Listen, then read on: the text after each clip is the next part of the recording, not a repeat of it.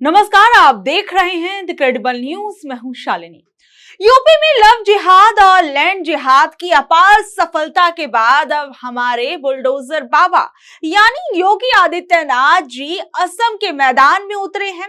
असम की गर्मी में बाबा ने असमिया जापी यानी असमिया टोपी पहनी, ढोल बजाया और माहौल ऐसे बना दिया जैसे असम के सारे दुख बस इस ढोल की थाप पर खत्म होने वाले हैं।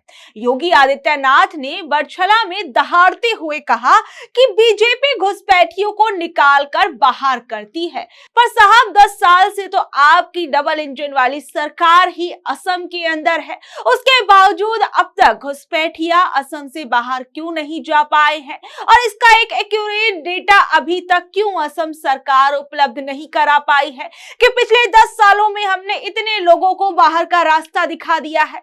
योगी जी ने बयान दिया और कहा कि पहले घुसपैठिए असम के नौजवानों का हक और राशन डकार जाते थे, पर सवाल यह है कि 12 सालों से दिल्ली में और 10 साल से असम में बीजेपी की सरकार है, फिर भी राशन की डकैती जारी है। बाबा ने कहा कि अब हर नागरिक को हक की गारंटी है।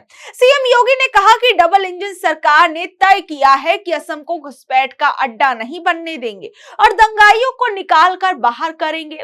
वहीं एनडीए सरकार असम की सांस्कृतिक धरोहर का संरक्षण करते हुए घुसपैठियों को बाहर कर डेमोग्राफिक चेंज करने वाली साजिश को खत्म कर देंगे। ये बातें हेमंत बिस्वा शर्मा वाली सरकार के अंदर योगी आदित्यनाथ करते हुए नजर आए असम की धरती पर। वैसे तो घुसपैठिए वाली बात अमित शाह भी अपनी तमाम रैलियों के अंदर जो है वो कह रहे हैं और उनका जो वीडियोस है 2016 से लेकर अब तक वो कितनी बार जो है घुसपैठिए वाली बात कर चुके हैं, वो इस वक्त सोशल मीडिया पर छाए हुए हैं। यानी आप समझ सकते हैं कि घुसपैठिए को एक बड़ा मुद्दा इन चुनावों में बनाने वाली बीजेपी पिछले भी कई चुनावों के अंदर घुसपैठिए को असम चुनावों का एक बड़ा और अहम मुद्दा बनाती आई है और चुनाव जीतने के बावजूद अगर घुसपैठिए इतनी बड़ी परेशानी असम के लिए है तो उसका समाधान अब तक क्यों नहीं निकल पाया है। हर ओर से अब ये सवाल बीजेपी पार्टी की डबल इंजन वाली सरकार से पूछा जा रहा है। अब बात आती है विकास की। बाबा ने कहा कि असम अब सिर्फ चाय का नहीं चिप का भी केंद्र है और अच्छी बात है, पर जो चाय बागानों में काम करने वाली बहनें हैं उनके स्पेशल पैकेज की हकीकत क्या है। पूरी बीजेपी ये बड़ा दिल खोल के बताती है कि मोदी जी ने 11 साल में 78 बार पूर्वोत्तर की यात्राएं की हैं, लेकिन जब विपक्ष की सरकारें थी तो लोग पूर्वोत्तर की तरफ झांकते भी नहीं थे। पीएम नरेंद्र मोदी की पूर्वोत्तर वाली यात्रा पर जो विपक्ष है वो ये पूछता है कि पीएम मोदी कई बार इन सालों के अंदर पूर्वोत्तर में गए, लेकिन इन सब के बीच कभी वो मणिपुर क्यों नहीं जा पाए। मणिपुर आज भी क्यों पूरी तरीके से अशांत है। देखिए, कहीं ना कहीं बार बार बीजेपी पार्टी कांग्रेस की गलतियों को लेकर आती है कि कांग्रेस ने ये किया था, वो किया था, इस वजह से आज हमें ये सब भुगतना पड़ रहा है, लेकिन अपने 10 साल का हिसाब जो है वो ठीक तरीके से नहीं दे पाती है। बाबा कह रहे हैं कि कांग्रेस को देश की कीमत पर वोट चाहिए, पर क्या धर्म और डर के नाम पर अब वोट मांगना देश के पक्ष में है? आपको मैं बता दूं एक अहम बात, असम में 9 अप्रैल को वोटिंग होनी है, लेकिन इस बार के उम्मीदवारों की लिस्ट ने एक बड़ा सवाल खड़ा कर दिया है। इंडिया टुडे के डेटा के मुताबिक राज्य में कुल 722 उम्मीदवार मैदान में हैं, जिनमें से 188 यानी करीबन 26% मुस्लिम हैं। और हैरानी की बात यह है कि जिस राज्य में 34% आबादी मुस्लिम हो, वहां की सत्ताधारी पार्टी ने यानी बीजेपी ने अपने 90 उम्मीदवारों में से एक भी मुस्लिम को टिकट नहीं दिया है। आप समझ सकते हैं कि जहां एक तरफ मियां मुसलमानों को लेकर, घुसपैठियों को लेकर तमाम तरह की बातें जो हैं वो बीजेपी पार्टी करती हुई नजर आती है, वहीं दूसरी तरफ असम के सीएम ये बोलते हैं कि असम के अंदर हिंदू, मुस्लिम, सिख, ईसाई सब लोग जो है बहुत ही अच्छे तरीके से रहते हैं, सबको एक समान नजर से देखा जाता है। वहीं दूसरी ओर जो ये लिस्ट निकलकर सामने आती है वो ये बताती है कि किस तरीके से बीजेपी ने अपने 90 उम्मीदवारों के अंदर किसी एक भी मुस्लिम को टिकट नहीं दिया है। मतलब बीजेपी के लिए असम के इस बड़े तबके से कोई भी योग्य चेहरा नहीं है, या फिर ये कहा जाए कि जानबूझकर बनाई गई वो रणनीति है जिसे सबका साथ के नारे के नीचे दबा दिया गया है। वहीं बीजेपी के नेतृत्व वाले गठबंधन नीडा की हालात भी दिलचस्प है। गठबंधन ने कुल 13 मुस्लिम उम्मीदवार उतारे, लेकिन उनमें से 12 अकेले असम गण परिषद के हैं। यानी बीजेपी ने तो अपना हाथ पूरी तरीके से खींच लिया और मुस्लिम नुमाइंदगी का सारा बोझ एजीपी के कमजोर कंधों पर डाल दिया। गठबंधन का इकलौता बचा हुआ एक टिकट बोडोलैंड पीपुल्स फ्रंट के हिस्से गया और ऐसा लगता है जैसे बीजेपी ने यह तय कर लिया कि उन्हें इस समुदाय के वोट से ज्यादा विरोध में अपना फायदा दिख रहा है। और आंकड़ों की बाजीगरी और चुनावी हकीकत को देखें तो असम की 126 सीटों में से 83 सीटें यानी 67% सीटें ऐसी हैं जहां मतपत्र पर एक भी मुस्लिम नाम नहीं दिखेगा। यह प्रतिनिधित्व का एक ऐसा गहरा विभाजन नजर आता है जो राज्य के 2/3 हिस्से को एक तरफा रंग में रंग देता है। और मजेदार बात यह है कि निर्दलीय उम्मीदवारों में 34% मुस्लिम है, जो किसी भी पार्टी के औसत से ज्यादा निकलते हैं। क्या ये इस बात का संकेत नहीं है कि जब राजनीतिक दलों के दरवाजे बंद हो जाते हैं तो लोग अपनी आवाज खुद उठाने पर मजबूर हो जाते हैं? 4 सीटें तो ऐसी हैं जहां सिर्फ मुस्लिम उम्मीदवार ही आपस में लड़ रहे हैं, लेकिन बाकी असम की तस्वीर इस बार कहीं ना कहीं मुस्लिम मुक्त चुनावी लिस्ट की ओर बढ़ रही है। वहीं दूसरी ओर देखिए, एआईएमआईएम प्रमुख असदुद्दीन ओवैसी भी गुरुवार को असम में हुंकार भरते हैं।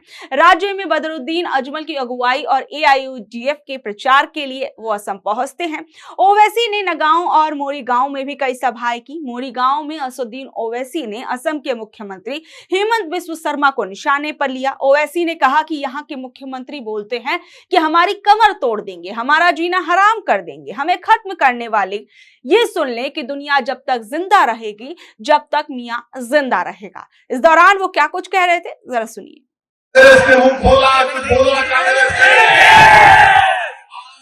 सद्दाम हुसैन के बच्चे यतीम हो चुके हैं। जिन जालिमों ने सद्दाम हुसैन के औलाद के यतीम किया, आप उन जालिमों को वोट नहीं देंगे, आप कातिलों को वोट नहीं देंगे, आप सद्दाम हुसैन की मौत का बदला वोट से लेंगे इंशाअल्लाह। 9 तारीख के दिन आपको ताला चाबी वोट देना है। साथ ही साथ मैं आपको एक बात बताना चाह रहा हूँ कि यहाँ के मुख्यमंत्री बोलते हैं कि हमारी कमर तोड़ देंगे, हमारे हड्डियों को तोड़ दिए, और बोलते हैं कि हमारा जीना हराम कर देंगे, और बोलते हैं कि मियां अगर ऑटो चलाता है तो 2 रुपये कर दो।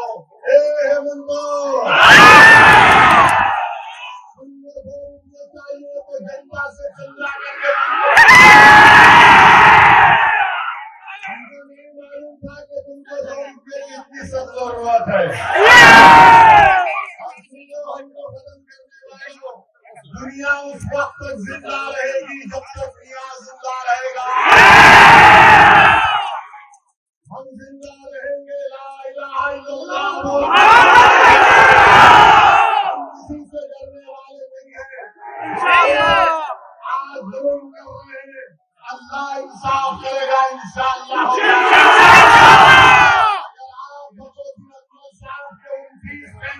कामयाब करेंगे, आसाम का पूरा गेम बदल होगा, मुख्यमंत्री नहीं बनेगा तो आपसे अपील कर रहे हैं कि आप 9 तारीख के दिन देखिए, बदरुद्दीन अजमल की अगुवाई वाली एआईयूडीएफ असम विधानसभा चुनाव 2026 में 28 से अधिक सीटों पर लड़ रही है। पार्टी का लक्ष्य अल्पसंख्यकों के वर्चस्व वाली 22 से 32 सीटों पर अपनी उपस्थिति मजबूत कराना है। वहीं एआईयूडीएफ के इस चुनाव में असदुद्दीन ओवैसी की पार्टी ने समर्थन किया है।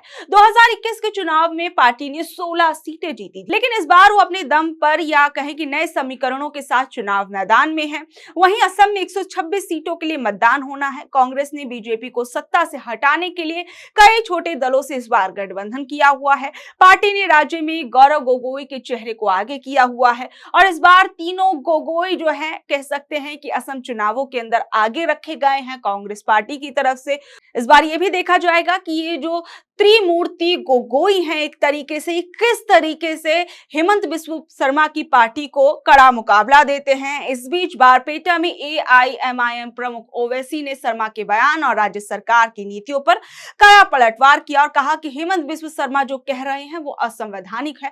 बदरुद्दीन अजमल की पार्टी सुप्रीम कोर्ट गई थी और वहां से आदेश भी लेकर आई थी कि अगर वन भूमि है तो वैकल्पिक जमीन दी जाए। ओवैसी ने आरोप लगाया था कि सरकार एक विशेष समुदाय को लगातार निशाना बना रही है। बरपेटा जिले के चिंगा विधानसभा क्षेत्र में उम्मीदवार अशरफुल हुसैन के समर्थन में आयोजित रैली को संबोधित करते हुए ओवैसी ने आरोप लगाया कि मुख्यमंत्री मियां मुसलमानों को लेकर लगातार जो है गलत भाषा का इस्तेमाल कर रहे हैं। बहरहाल असम की राजनीति में जो कुछ हो रहा है वो तो मैं आपको लगातार बता ही रही हूं कि किस तरीके से असम के अंदर लगातार कभी राहुल गांधी, कभी हेमंत बिस्वा शर्मा, कभी गौरव गोगोई, तो कभी अमित शाह, इन तमाम लोगों की रैलियां लगातार हो रही हैं। इस बीच योगी आदित्यनाथ का भी जो है बयान रैली में से निकलकर सामने आता है। वहीं दूसरी ओर हम देखते हैं कि ओवैसी भी इस बार AIUDF के साथ मिलकर असम के अंदर अपनी जमीन तलाशने की कोशिश कर रहे हैं।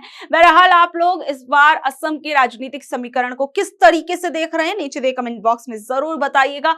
और ऐसी अपडेट से जुड़े रहने के लिए देखते रहिए द क्रेडिबल न्यूज। मैं हूं शालिनी, धन्यवाद।